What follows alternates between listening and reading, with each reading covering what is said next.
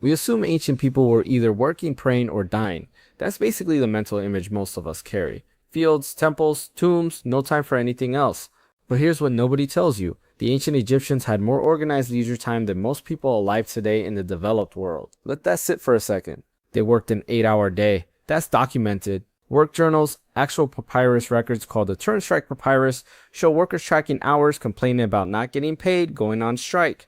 In 1170 BC, so they had structured time off. The question is what they did with it, and the answer is going to make you uncomfortable in a way you probably didn't expect.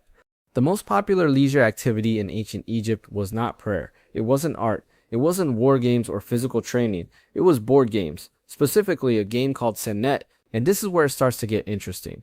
Senet boards have been found in tombs across thousands of years of Egyptian history. Tutankhamun was buried with 4 of them. 4. The man was a pharaoh with access to everything the ancient world could offer, and someone made sure he had 4 copies of his favorite game for the afterlife. That alone tells you something. But it's not the strangest part. Nobody knows the rules. We have the boards, we have the pieces, we have dice, or what they use instead of dice. We have wall paintings showing people playing it. We don't have the rulebook, and researchers have been reconstructing it for decades using context clues, tomb paintings, and comparisons with other ancient games. Multiple versions exist. None is confirmed, so for over 3,000 years this was one of the most played games in human history, and we cannot reproduce the experience with certainty. Think about what that means.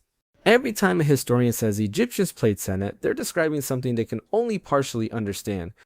It's like saying you know how chess works because you found a chessboard but no instructions, but this is where it gets strange. Senet wasn't just entertainment. Over time, and this is a documented shift, the game became religiously symbolic. The movement of pieces across the board was interpreted as the soul's journey through the underworld. So a game that started as pure leisure became a ritual, and then a funerary object, and then a protective talisman. The same object went through 3 completely different meanings across generations, and nobody ever stopped playing it. The game didn't change much, the interpretation changed everything. Now step back for a second, because this pattern, an activity that starts casual and becomes symbolic without anyone planning it, that's not unique to Senet. Researchers who study leisure behavior have noted that humans consistently attach meaning to activities that were originally just meant to pass time. We turn games into rituals. We turn rituals into identity. If you've ever felt like your connection to a sports team, a game, a hobby felt like something more than it logically should be, you're not imagining it. This is a pattern that appears to be hardwired into human cognition. The Egyptians just left evidence of it on stone. They also drank a lot. Beer was a staple of daily Egyptian life, including for children in diluted form because water from the Nile wasn't reliably safe. But beyond basic consumption, they had what we'd recognize as taverns. Ancient texts reference establishments where people gathered, drank, listened to music, and reportedly got into fights. Fights over what? We're not entirely sure. Some texts hint at gambling disputes. Some hint at games, probably including Senet. And some of these places were apparently attached to temples. Which raises a question the historical record doesn't quite answer: where exactly did the religious experience end and the social experience begin? Music is documented extensively. Harps, lutes, flutes, percussion instruments, all confirmed. Professional musicians performed at feasts, festivals, and private gatherings. But here's the detail almost nobody talks about. There was apparently a class of performers whose job included physical comedy, acrobats, dancers who made people laugh through exaggerated movement.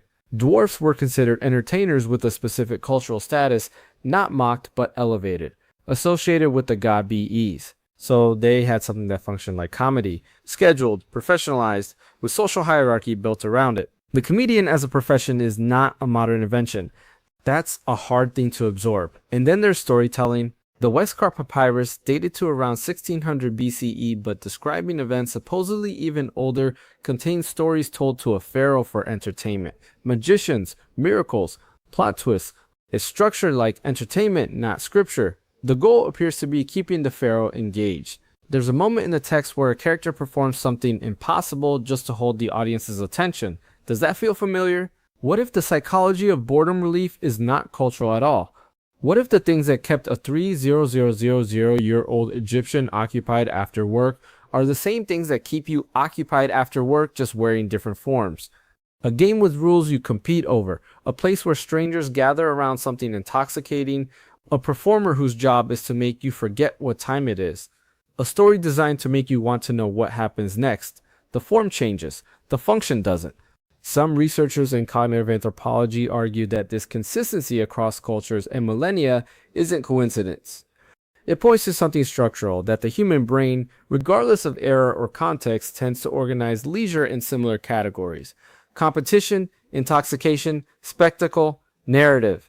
Those four categories appear across virtually every documented leisure culture in history. The specific game changes, the specific substance changes, the specific performer changes.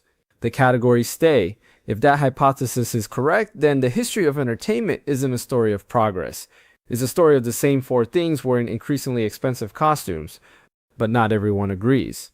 Other historians argue that the similarities are overstated, that what we label as games or comedy in ancient Egypt is filtered through our own cultural assumptions, that we're projecting modern leisure frameworks backward onto behaviors that may have had completely different meanings. The acrobat might not have been trying to make anyone laugh. The tavern might not have been the equivalent of a bar. The board game might have always been sacred, and the recreational reading is the modern imposition. Both interpretations use the same evidence, both are held by serious scholars, and here's the part nobody has resolved. We know Egyptians had free time. We know they used it. We have the objects, the images, the records. What we don't know is what it felt like. Did they experience boredom the way we do? Did silence feel threatening to them or comfortable? Did they play Senet because it was genuinely fun or because the alternative was worse? That's not a question anyone can answer with certainty, but it's worth asking. Because the assumption that boredom and the need to escape it is a modern problem built by modern technology might be wrong. It might be one of the oldest human problems there is. Which means the screen in your hand isn't solving something new. It's solving something ancient. Either the human mind has always needed the same escapes and only the packaging has changed, or something deeper is going on. And the things we use to kill boredom have been quietly shaping who we become in ways we still don't fully understand. Which possibility do you think is more likely? If you stayed with this to the end, you probably don't think about history the way most people do. Most people never ask what ancient life actually felt like from the inside. Very few people connect those dots.